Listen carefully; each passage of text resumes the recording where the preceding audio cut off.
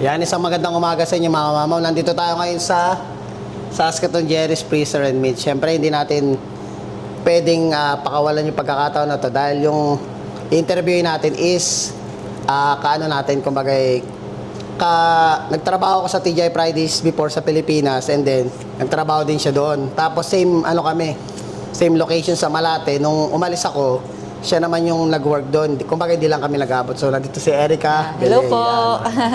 Kamusta na, Erica? Okay lang kuya, kumusta? Okay lang. So actually, matagal ko na siyang kinokontak, kaso nga lang, napaka-busy nung taong ito dahil sa business niya. At the same time, nagtatrabaho ka rin, di ba? Opo. Oo, yun. So ngayon, nagkaroon siya pagkakataon. At the same time, bakasyon ako. So syempre, interview naman natin at gusto nating ma-share yung buhay Canada niya sa mga manonood. So ngayon ito, Erica, taga saan pala sila sa ano? Taga po ako, Santa Rosa, Nueva Ecija sa Pilipinas. Oh, I see. Yes. So si Miss kasi taga Bulacan? Daang Bakal. Daang Bakal. Daang Bakal sa Talavera. Talavera. Oo, So Nueva si Ecija Miss. din pala si ate, Oo. yes. So nakarating po ako dito sa Canada, I think September 3, 2017. So like 2017. yes, over 5 years na. Oo. So, I came here through student visa pathway po. Oh, so, I took hotel and restaurant management sa Saskatchewan Polytechnic. And then, yun po, after graduation, nakapag-work na ako, actually, yung Saskatchewan Polytechnic ang nakahanap ng work ko. Sila yung nag-recommend sa akin. Yung sa work ko, naging general manager ako ng OEB Breakfast. And then, nag-maternity leave ako. Pagka maternity leave, nung naka-mat leave ako, nun po namin na yung idea na mag-open up ng business. Yun. So saan ka pala sa Pilipinas? Sa Santa Rosa, Nueva Ecija. Yung patag dito. So nagtrabaho ka Nag-work. sa Fridays, di ba? Yes. So, nag-work ako sa TGI Fridays. Yeah. I believe way back 2010 or 2011. Oh. Bartender ako sa Malate, sa TGI Oh. Fridays Malate. Mga kasabayan ko, I think sila Sir Chris, kakilala mo, sila Ma'am SB, yan ang GM ko, yan. Sila Ma'am Roma, sila Ma'am Mervy, yan ang mga kasama ko. Pero sila Ma'am Ina. nakita pa tayo, di ba? Kasi Yes, nung time na yon, kumuha ako ng NBI sa mismong Robinson. So, syempre, pinasyalan ko yung mga kaibigan natin doon. Siya yung bartender nung time. Ako akong bartender, yes. Kakauwi ko lang noon eh. Tapos nagkataon na nandito ka sa Saskatchewan. Oo, sa Saskatoon. Yes. Pero matagal ko na siya nakikita sa Facebook kasi usual naman syempre kadalasan pag nandito ka sa Canada, minsan hinahanap mo rin yung mga Pilipino bang pwedeng maging para mga kapamilya mo ba sa Pilipinas kasi usually yung mga TGI Fridays automatic yan nung tayo na pag dumating ako. Basta pag nagkakakilanlan, magkaibigan na yan, di ba? Kahit magkakaibang branch yan. Lalo na ang TGI Fridays, grabe ang training ground, yes. Tsaka talaga kumbaga yung kung paano namin itrato yung bawat isa parang mga kapatid na namin lalo pag pare-pares kami ng pinanggalingan. Yeah.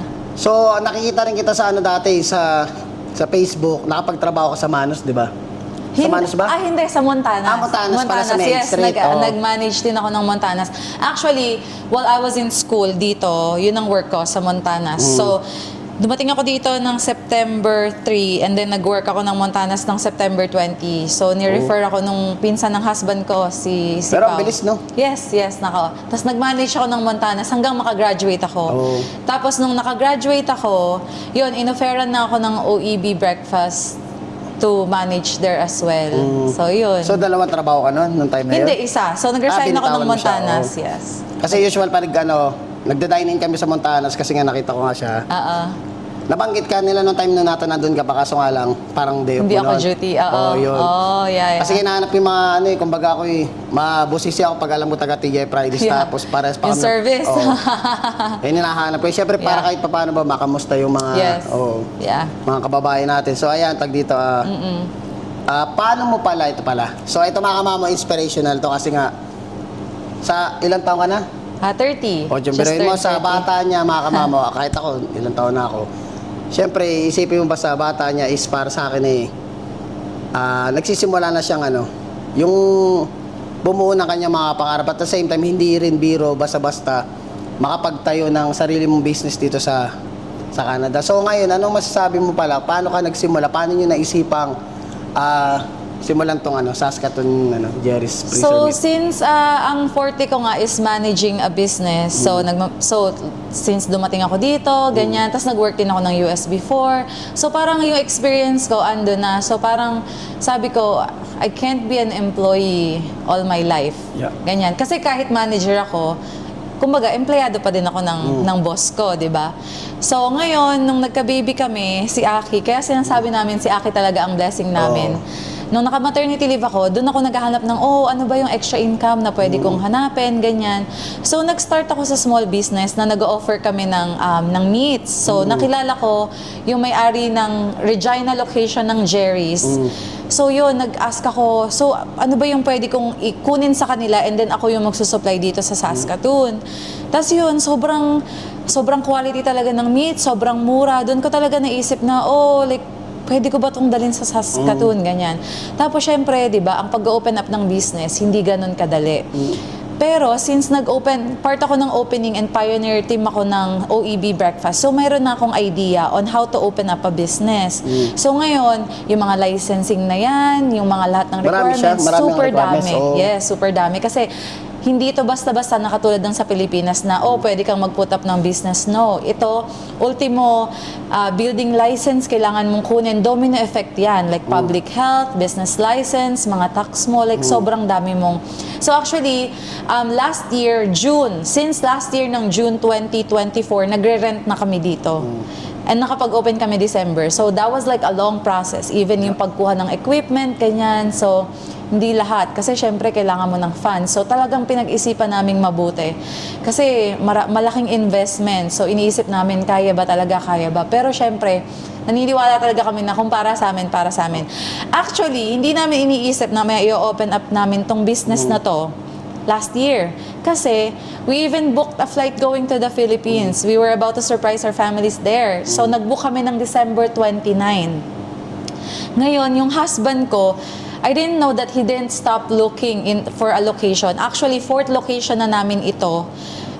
Itong store namin na nakita. Kasi sa business plan na ginawa ko, usually iba naming nahahanap na location, hindi siya feasible, hindi siya pasok sa budget. I see. Ngayon, kasi, syempre, ang target market namin, which is number 1 na kailangan mong i-consider, is dito talaga sa West Side kasi nandito ang usually Filipino community, ang mga Asian community, which is yun ang target market namin. So, like, it was like a blessing in disguise nung nakita ng husband ko na, mayroong isang space na pwede nating i-check. So, ang ginawa ko, in-email ko agad. And like right away kinabukasan, nag-meet up kami nung sales rep na tong location na to. And then boom, like I think it was like a week process. Nakapagbayad kami ng down payment sa rent, like right away. And then yun na, nagtuloy-tuloy na. So parang para sa amin talaga. So we had to like cancel our flight. So sabi namin, there's more opportunity doon. And ito parang Saka like once in a lifetime. Yes, tama. yes. So, yung paglalakad ng papel, bukod dun sa yung in-apply nyo nga itong lugar na to, gaano katagal siya bago kayo na Medyo nakumpleto? matagal kasi madaming process din. Matagal din yung pagkuha ng business permit. Actually, yung business license, madali lang. Yung business permit kasi, you have to get the building license, you have to get the public health license, yung mga ganyan, which takes time. Yung iba, it takes about 2 months, 3 months. So, and then madami pang another like requirements to get into those like para ibigay nila sa So kailangan pang pumunta may mga fire inspection, may plumbing inspection, like bawat electrical inspection. So kailangan namin kumuha ng contractor. And like we're really blessed kasi yung dad-in-law ko, yung papa ni Pao, like nasa construction business. So talagang tinulungan niya kami para makatipid talaga sa pag-construct ng store. So, itong si Pao tsaka yung dad niya talaga yung talagang yes. Sila yung nag-renovate Yeah, sila yung nag-renovate. So, yung mga plumbing at tsaka yung paggawa ng electrical and pag-put ng itong walk-in cooler and freezer, yun yung contract namin sa contractor. Yes. Tapos bukod pa yung parang may rental kayo dito. I see. Yeah. So, tag dito, ano ba yung mga may-o-offer mo sa mga mamimili? Ano ba meron sa Jerry's? Yes. So, here at Saskatoon Jerry's Freezer Meats po, we offer quality meats. Quality meats talaga and unbeatable price in the whole city. Maigagaranti ko yan. So, And then, ang products po namin ay federal products. Hindi po yung mga usually like local meats na mabibili nyo. Like, I'm not gonna say lang, but ang federal products po kasi is like licensed and inspected by the federal government of Canada. So, ibig sabihin, in the whole Canada, ganun yung, kumbaga, inspected siya ng pang-national, like federal approved. Unlike sa mga ibang stores po, usually they get it from like local farms, which is like way cheaper. But still, like our meats are way cheaper than them. Oo, yan. So, yung mga Yes. masasabi mo. Kasi ako natikman ko na rin yung mga paninda nila dito. Ano ba yung mga usual na na So, mabibenta? may mga promotion na ubos na ngayon. So, Oh, actually, I see. nag-sold out po kami sa $1 pork chop. Like, Oh, my. we're very popular about it.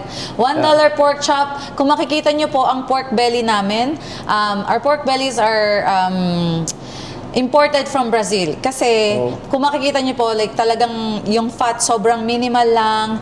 And then, like, we have, like, our ground pork here, we sell it for 5 packs for $10. Our pork neck bone, 5 packs for $10. We have pre-cooked crispy pata din, na favorite mo. Oo. Yes. So, like, ang pork hack namin or yung pata na kung gusto nyo kayo na magluto, 4 pieces for $20, sobrang mura. And our steaks are so cheap. So, like, we also have like daily deals po. So, like, you can always check our Facebook page. We post our daily deals there every day. So, kung ano yung mga deals na may offer namin, we change it every day just so like, people, makikita ng tao na talaga, nagsisale sila, ito yung mga deals. And besides that, like, sale price na talaga every day. Oh, yeah. So, ayan. Kaya Yes ako po. talagang masasabi ko sa inyo is recommendable talaga na Thank bumisita you. kayo dito sa Saskatoon. Di ibig sabihin is magkatrabaho kami, magkakilala kami. Ako mismo sa sarili ko, na-try ko na yung mga item nila. Like, dumating ako sa point na may binili ako ng December, tapos February ko na naluto. Yung quality ng pagkain, di mo matitikman kasi kadalasan pag ganun matagal na naka-stock, parang nag-iiba na yung lasa ng karne. Sa kanila hindi ko kasi 2 peraso yun yung isa kinain ko nung December, tapos yung isang kasama niya kinain ko ng February, parehas lang. Tsaka yung yung quality nung karne, talagang masasabi mong sulit na sulit yan. Thank you, Kuya. So ayan, maraming salamat. So may mga babatiin ka ba or may mga Hello sa family ko sa Pinas, sa family din ng husband ko. yan. Thank you po for always supporting us. Tsaka sa mga family and friends namin dito. Yeah. Thank you sa Saskatoon Jerry's Freezer Meat Shoppers. Thank you po sa suporta nyo lagi. Yan, maraming salamat. Please don't forget to like, share, subscribe, and hit the notification bell for more updates of my video. See you, mga kamamaw. Thank you po.